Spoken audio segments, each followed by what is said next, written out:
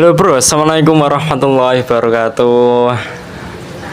Nah, kali ini kita akan berpodcast tentang membahas dengan tema efektivitas dakwah di media sosial. Nah, sebelumnya perkenalkan, nama saya Muhammad Irwansyah dari NIM 250.101.60058. Saya dari Prodi Bimbingan dan Penyuluhan Islam dari Fakultas Dakwah dan Komunikasi. Nah, kali ini saya ada narasumber saya, yaitu Mas siapa? Arif Murdani. Mas Arif Murdani. Nah, ini akan saya bikin pertanyaan ini Mas kepada saya. Nah, ini tentang efektivitas dakwah melalui media sosial, di media sosial. Nah, apa ya Mas yang dimaksud dengan dakwah di media sosial ya Mas? Oh, jadi gini Mas, dakwah di media sosial adalah penyampaian pesan-pesan Islam melalui platform digital. Itu seperti contohnya itu yang pertama TikTok, kemudian Instagram, kemudian YouTube. Dan podcast itu untuk agar podcast itu bisa lebih mudah diterima masyarakat, khususnya generasi muda. Kan sekarang anak-anak muda suka main HP lah, lihat media sosial lah, lihat maka dari aplikasi itu bisa memanfaatkan anak muda itu untuk menimba ilmu dari media sosial, seperti itu Mas. Oh ya, alhamdulillah. Jadi itu melalui kayak tadi ya Mas, TikTok, TikTok bisa. Nah, itu dari mulai dakwah-dakwahnya itu seperti apa Mas? Gimana itu? Oh, kontennya tuh biasanya seperti ceramah gitu Mas, ceramah. Kayak contohnya tuh itu Ustadz Hidayat atau Hanan Ataki, seperti itu. Bisa ditonton di YouTube atau di TikTok. Kan banyak juga. Apalagi sekarang TikTok tuh banyak klip-klip pendek. Jadinya anak-anak muda lebih suka kalau klip pendek gitu loh. Jadi ceramahnya lebih simpel gitu. Jadi nggak usah panjang lebar tapi masuk ilmunya, paham. Seperti itu Mas. Itu positif banget itu. Nah, melalui dakwah di media sosial. Itu yang pertama tadi ya. Tadi masuk dakwah di media sosial tadi yang dijelaskan oleh narasumber saya itu melalui tadi Instagram, TikTok. Nah, melalui hal-hal yang positif lah tinggal di situ.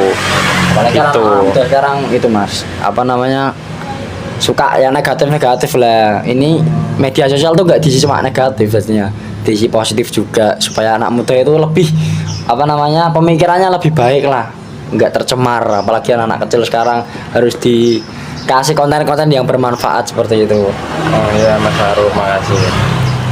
Terus juga ya teman-teman, kita harus jangan berhoak, menyebarkan berita hoak. Jadi kita itu melalui literasi media itu juga bisa. Jadi kita itu tidak hanya literasi media main-main scroll aja, tapi kita harus mencari lah itu sumber beritanya atau gimana, itu hoax apa enggak gitu. Nah, itulah harus tahu lah literasi media untuk zaman-zaman sekarang gitu. Nah, yang kedua Mas Aruf, ini mengapa dakwah di media sosial itu sangat penting Mas di zaman sekarang gitu? Gimana ya Mas? Karena masyarakat saat ini tuh lebih banyak menghabiskan waktu di media sosial ya Mas, seperti scroll TikTok tadi, terus lihat-lihat IG, lihat story. Nah, maka dari itu media sosial menjadi tempat yang efektif untuk menyebarkan nilai-nilai kebaikan ajaran Islam atau ajaran agama. Seperti itu Mas. Jadi itu dikarenakan masyarakat lebih banyak menggunakan waktunya untuk melihat media sosial. Maka dari itu kita harus memanfaatkan kesempatan tersebut untuk membuat konten-konten yang baik agar masyarakat tuh tontonannya bagus gitu loh. Seperti itu. Positif pikirannya, nggak negatif. Oh ya gitu. Nah, khususnya ini buat Gen Z ini.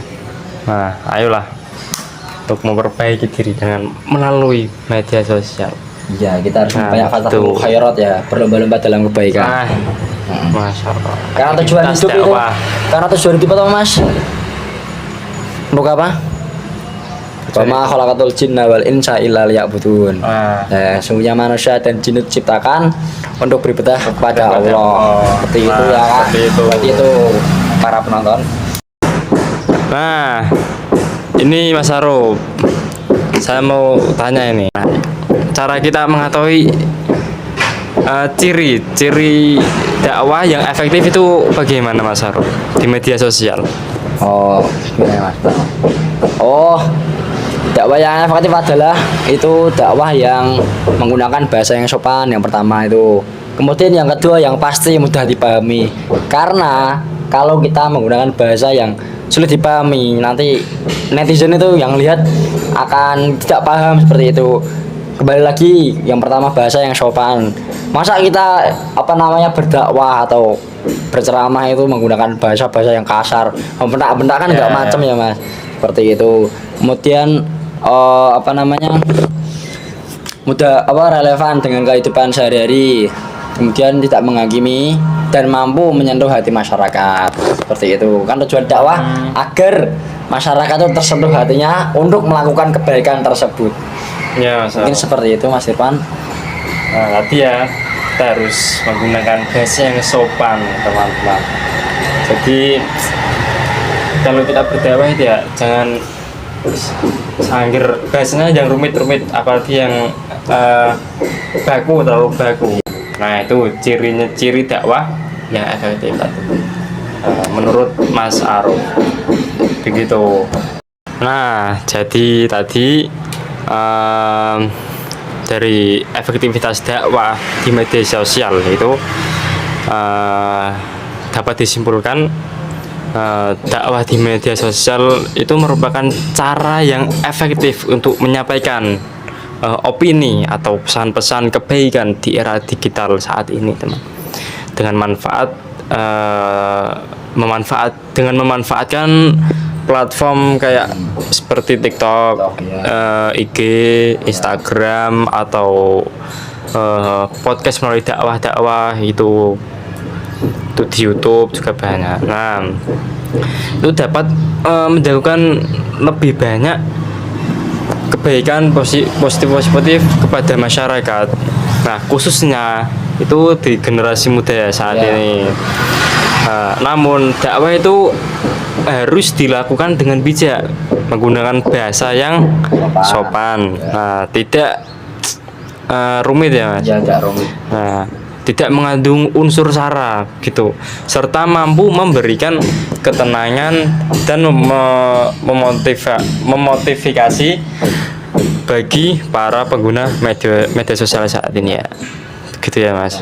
Nah gitu harapannya untuk netizen, harapan saya semoga para netizen ya dapat lebih bijak lah, dapat menggunakan media sosial dan tidak memudah menyebarkan kebencian ataupun manipulasi kayak hoax. Marilah jadikan media sosial itu sebagai tempat untuk berbagai ilmu, terus menyebarkan kebaikan, saling menghargai sama kita kan diajarkan ablum minallah, ablum minan nas, dan ablum minal alam.